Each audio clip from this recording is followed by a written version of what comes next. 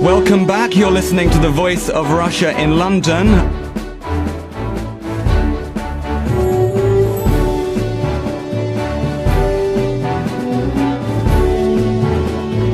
I'm James Reinl, bringing you a discussion show on Russia's opposition protests. Many analysts agree on one thing about Russia's protest movement, that it is running out of steam. As many as 100,000 demonstrators took to the streets of Russia following December's disputed parliamentary elections. The scenes back then were reminiscent of mass gatherings from the end of the Soviet era. But this weekend's protests against the re-election of Vladimir Putin as president attracted little more than 20,000 people. Putin's strong showing in the March 4th presidential vote, in which he officially gained almost 64%, has reportedly dented the protesters' enthusiasm. So, will the street protests fizzle out? Or are we witnessing the slow birth of an opposition movement that will yield European-style multi-party democracy? And will Putin embrace much-needed reforms or bolster the power base he has spent a decade building? To probe these questions, we're hosting a debate in our London studios. I'm joined by Jonathan Steele, a columnist for The Guardian, Ben Judah from the European Council on Foreign Relations, Edward Lucas, international editor for The Economist and author of Deception, Spies, Lies, and How Russia Dupes the West, and over the line from Moscow by Sergey Markov, a parliamentarian from Putin's party, United Russia. Okay, to get the ball rolling, I want to get a single sentence answer from each of you on the following question. Maybe to you first, Ben. Are we witnessing the end of the anti-Putin protests? Yes and no. I think we're witnessing the end of a first wave of euphoric enthusiasm, but I think we have seen the development of some opposition institutions. We now have a voters' league. Sort of Mr. Kudrin, a believed close ally of Vladimir Putin, has spoken about setting up a fund to support democracy. We've had the emergence of the organising committee of the protest movement. We've had a few protest leaders that have emerged to have a national profile. So compared to where we were 6 months ago, I think even though things have dimmed a bit since December, the overall trend is positive for the protest movement. OK, there are quite a few subordinate clauses in that single sentence, but over to you, Jonathan. Well, I'll try and be shorter. I think there's a pause in the protests because there's no obvious thing around which to protest, except possibly the inauguration of President Putin, which will be in May, and there is some plan to have another protest then. But there aren't any big dates coming up apart from that, and so people are now recouping and deciding how to take the protest movement on. OK, and Edward? Demonstrations tend to be linked to events or anniversaries or dates, and we indeed don't have much coming on there. I think the real place to look is on the internet, and I still see the internet fizzing with parodies of Mr. Putin and criticism of the regime. So I think that the first era is over, but the outlook for the protesters is basically favourable.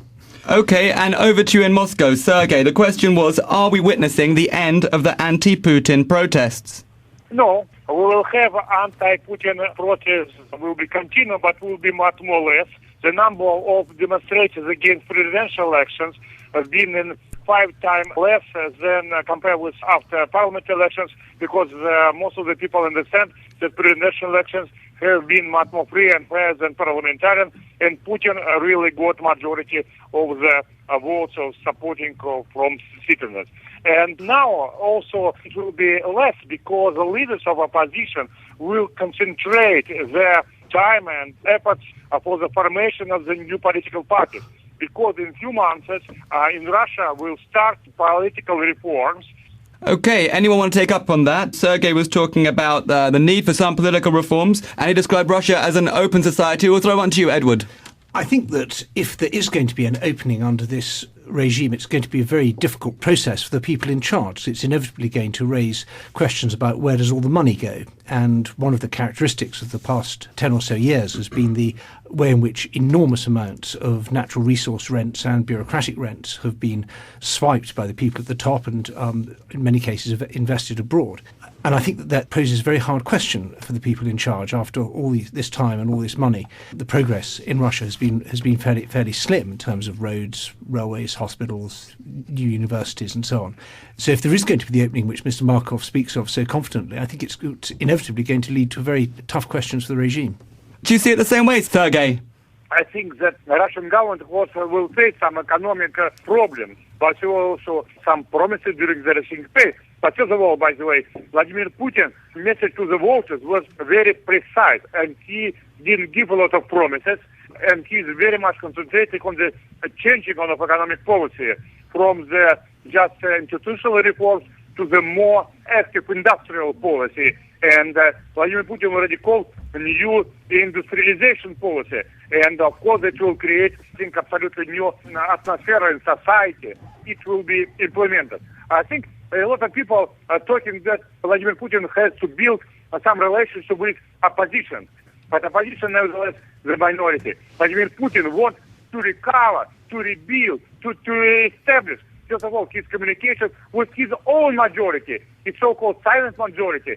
Okay, I want to put that one over to Ben, because you wanted to get something in there. Sure. I think we're entering a period of late Putinism, even though I think it's perhaps too early to say it's the beginning of the end. And I think in this period there's going to be a tension between a struggling regime and a strengthening society and a quietly strengthening opposition. And I don't think this contradiction can be postponed forever. If we look at what's happening, not on the streets, not in the attendances to rallies, there has been a marked trend of strengthening the opposition even since December.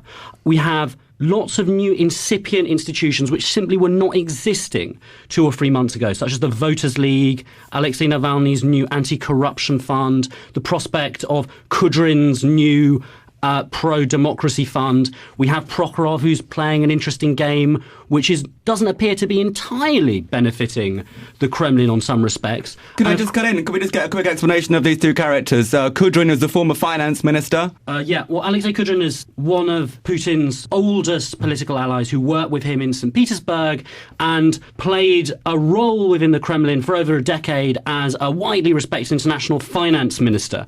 And he left the government when it was announced that Putin would return to the presidency and Medvedev would be prime minister, allegedly because he did not want to serve under Medvedev as prime minister, because he viewed the policy of ranking up military-industrial spending as counterproductive and said that the money would only lead into the hands of embezzlers. So since then, he's positioned himself as a possible go-between with the protesters and has made lots of signals that he is interested in establishing himself with his own party as his own sort of democratic or quasi-democratic politician. So I think we're entering a period in which Putin doesn't have a monopoly on political action anymore. We have lots of small players now that can nibble away at that Putin majority that Sergey was talking about. You're listening to The Voice of Russia in London. I'm James Reinl, and we're discussing Russia's protest movement. I'm joined by Jonathan Steele, a columnist for The Guardian, Ben Judah from the European Council on Foreign Relations, Edward Lucas, international editor for The Economist, and Sergey Markov, a parliamentarian from Putin's party, United Russia. Now, I want to play you a soundbite now, and this is taking us over to Russia over the weekend on the sidelines of one of the protests. And these are the words of Sergey Strokan. He's a foreign affairs writer for the popular Kommersant daily newspaper. This will be sort of a battle between the two alternative concepts of the state development, coherent development strategies. For myself, I identify the first concept as Putin land. They want Russian political system to be transparent, whereas as Russia's economy, where there will be no nepotism and no corruption. But on the other hand, there's other alternative group of Russia's elite, as well as Russian public, whom I associate with the idea of Putistan. They just need status quo. They need just some handouts from the state. They don't want any change, which is the road to nowhere. Okay, that was Sergey Strokin there discussing a battle that's going to be taking place in Russia between reactionary forces and the need for reform. He was calling for transparency and an end to nepotism and cronyism. Jonathan, is that the kind of future that we can expect in Russia over these next 6 years of Putin's presidency? Well, I think that he's laid out the two issues very well. I mean, I think the crucial thing now is for much more transparency in Russian politics and in Russian economy particularly, because you're not going to get foreign investment if the kind of corrupt practices that we've seen in the last 10 years continue. So I think there has to be much more transparency and honesty and dealing with corruption, and maybe some people should be really punished for the corruption of the past. I noticed Putin the other day was talking about re-examining the privatizations of the 1990s, but then when he was asked, what specifically he had to propose, he said, well, we might talk to Grigory Yolinsky about it. I mean, he just seemed to have no ideas at all. And I think, Edward, this was chiming very much with what you were saying before. I find it very hard to imagine that Mr. Putin, having created this system over the past 12 years, is now going to be very enthusiastic in dismantling it. And he came into power with the promise of having a go at the oligarchs, and indeed some of the oligarchs were dispossessed, and in the case of Mr. Hodorkovsky, actually jailed.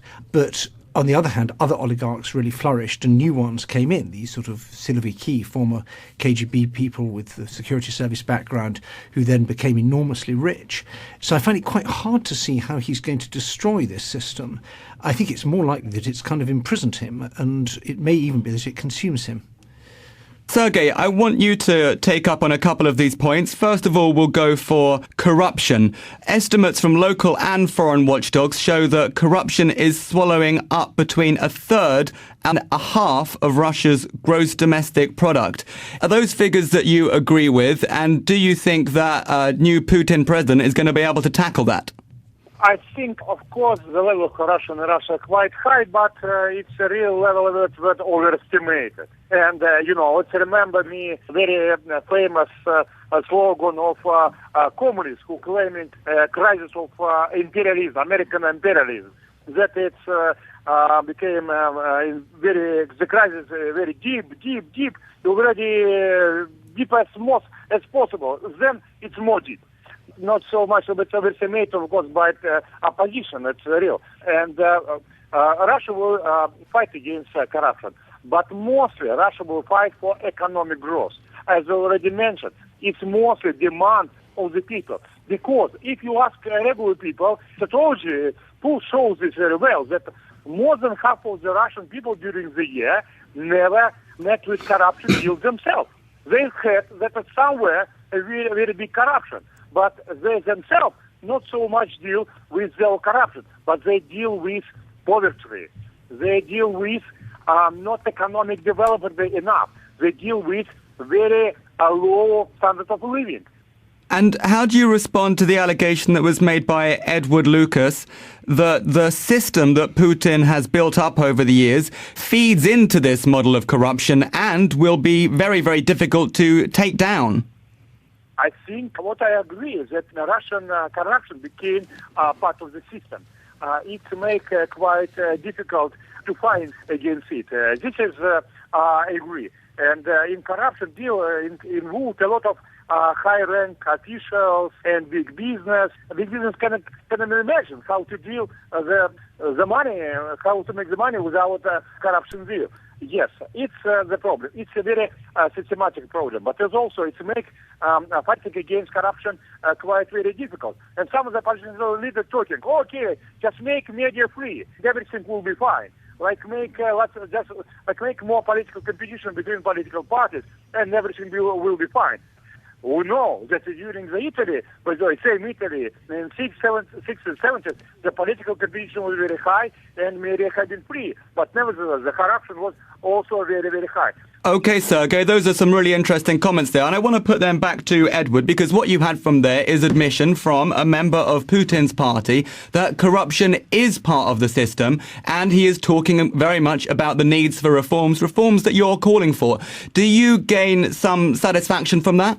Well, I'm delighted to welcome Mr. Markov as an ally, of course, to the anti-corruption cause. But I think the idea that you can modernise Russia without making corruption the central focus of policy is impossible, really. And it's all real talking about Italy, but one of the points about corruption in Italy was that it afflicted the South very badly, it afflicted government, it didn't get in the way of business.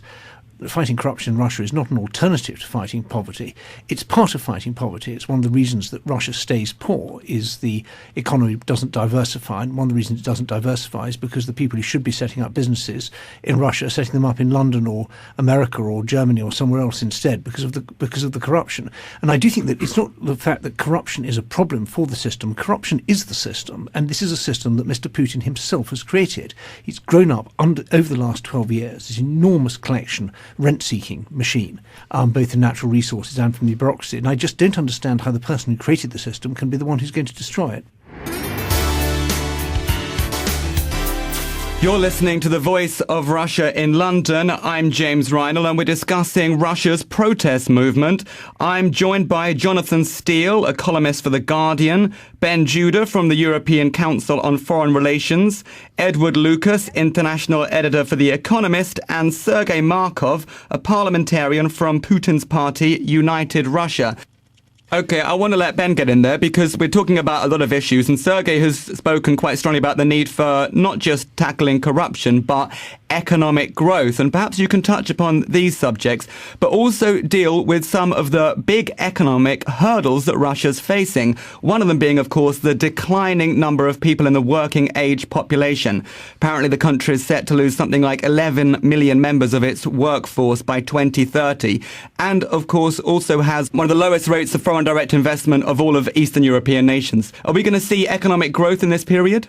Well, I think it's important to sketch out is that Vladimir Putin likes to present himself as a statesman and a man who's alone at the top. But in reality, he's somewhat of a family man. Those closest to Putin during his youth in St. Petersburg, such as his former judo trainers, his former dacha cooperative members, have all risen to become a new class of oligarchs. And it is corruption which they are suspected to be involved in, which is the real problem the Russian state faces, not a question of bribes over the table. How the corruption which is strangling Russia's long-term growth and infrastructure capacity works is like this. Most of these men that were Putin's friends in St. Petersburg have made fortunes in companies who get state contracts from state corporations such as Gazprom, of which Putin and Medvedev have ultimate responsibility over.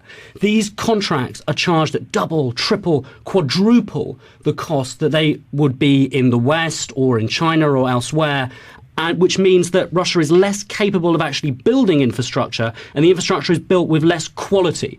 The problem for Putin is that he used to have his strength in Russia based on his popularity, when after a decade of telepopulism, he had the ratings in the country comparable to Brad Pitt. We've entered a new period in which he doesn't. He can't rely on his popularity. It's unlikely he can really rely on his party, given they've expressed their own concerns about corruption, which means he's going to have to increasingly rely on his friends and his allies within the system. So a Putin with less political capital is going to be unlikely to cut into the network of allies that guarantee ultimately his personal safety and control over the system.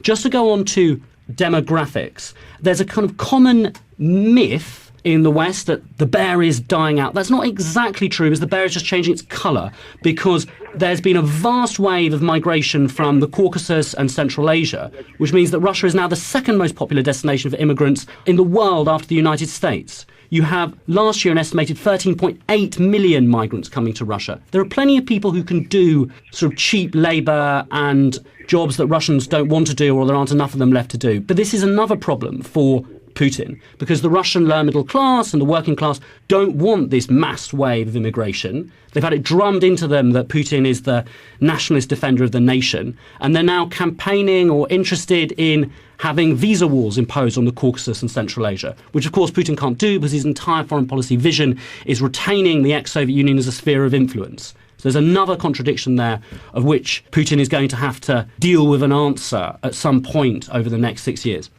Jonathan, I know that you wanted to get in there. What Ben was talking about is a kind of a beginning of the end of Putin, which is what I think we've seen on the cover of a number of magazines. I was at a lecture at Chatham House last week, and all the panellists there were making guesses about how many more years Putin has left. Is he going to make it through the full 6-year term? Is that the way that you see it? No, I think that's nonsense. I think he certainly will remain for the next 6 years and possibly another 6 after that.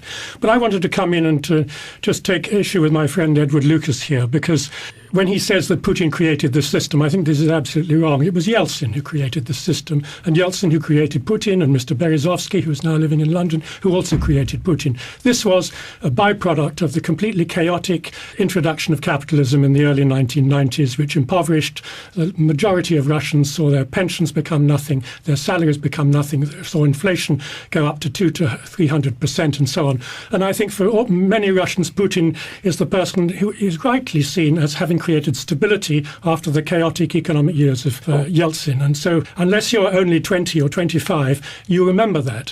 What is interesting now that many of the people who are only 20, 25 are now coming forward and beginning to protest. And I think that's important because obviously they represent the future. They travel abroad in a way that the 20-year-olds of the Soviet period never did, and even of the early 90s never did. And they see the contradiction between the transparency of life in the United States, in Western Europe and so on, and the corruption of Russia and the state control of the media in Russia. That's what they're on about. It's a different thing. So let's blame Putin for everything. Let's just welcome the fact that there's a new generation which is changing. That means you're quite positive about the future. Well, I'm not getting into these games of how long will Putin last. He's been elected for 6 years, and I'm sure he'll remain there. I don't see anything that's going to kick him out.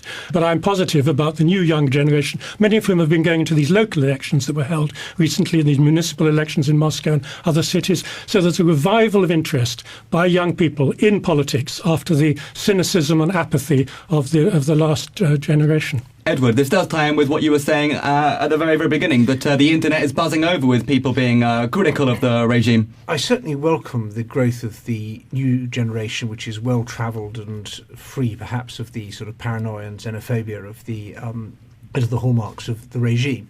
I agree with Jonathan that Putin didn't invent the elements that make up his regime, but he did compound and intensify them. We had corruption under Yeltsin, but we also had political pluralism. We had a media that was extremely lively and good at unearthing scandals, quite different from the kind of controlled state media. We also had lively political parties that created huge headaches for the Yeltsin regime in the Duma in the Russian parliament. Again, now the Duma is completely under control. So I think that there are some big differences there. But I just want to get back to the point of how long Putin's going to last. It seems to me that the system is quite unforgiving of someone who is seen as weak, and I think that he's got a rather short space of time to re-establish himself as someone who's strong. This is someone who only a few months ago was booed when he appeared in public in front of a sporting event that was full of people who should have been his natural supporters. And my suspicion is that the people who make up the regime, some of whom his friends, others are just his sort of business partners, may decide that the regime is more important than the leader. And if they want to preserve the regime, they may have to either push him aside or overboard. OK, Sergey, this is going to be your last chance to get in here, but there's mixed opinions over whether or not this is, as was the cover story on The Economist last week, the beginning of the end of Putin.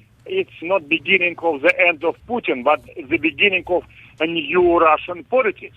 And I think most of us agree that new stage of Russian politics will be much more competitive, much more energetic, much more alive generally.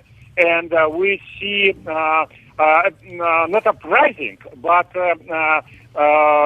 racing of Russian society, civil society and activity. And it's very good because democratic institutions are senseless if you have not active citizens. Only active citizens can use democratic institutions. And it's exactly what the policy and the strategy of Vladimir Putin. It's impossible to have democracy with hungry and angry people who don't want to be active citizens. But Putin wants to build on the basis of the recovery of the economy, economic background, then civic activity on the basis of better economy, and then democratic institutions on the basis of the civic society and civic activity. It's Putin's goal. It's Putin's strategy. and it's work. How we can say that is the end of the Vladimir Putin if it's exactly what he wanted? And Putin, what you could see during previous presidential campaign, was very smart, energetic, and professional in doing such competitive election campaign. That was Sergey Markov, a parliamentarian from Putin's party United Russia, predicting a more competitive, energetic Russia with more active citizens. I was also joined by Jonathan Steele, a columnist for The Guardian, Ben Judah from the European Council on Foreign Relations, and Edward Lucas, international editor of The Economist and author of Deception, Spies, Lies, and How Russia Dupes the West. You're listening to The Voice of Russia in London. I'm James Reinl. Stay tuned. We'll be back shortly.